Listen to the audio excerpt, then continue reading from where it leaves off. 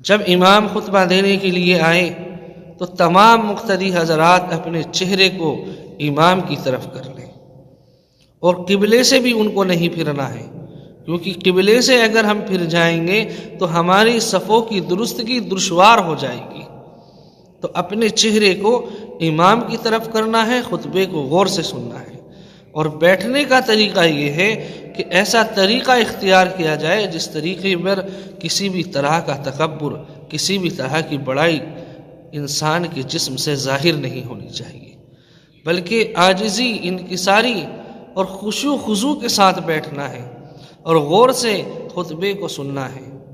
अगर हम खुतबे के दौरान बात कर रहे हैं, खेल रहे हैं, लहव व लईब के अंदर मशगूल हैं, तो ये हमारा तरीक़ा गलत है, ये गुनाह का काम है।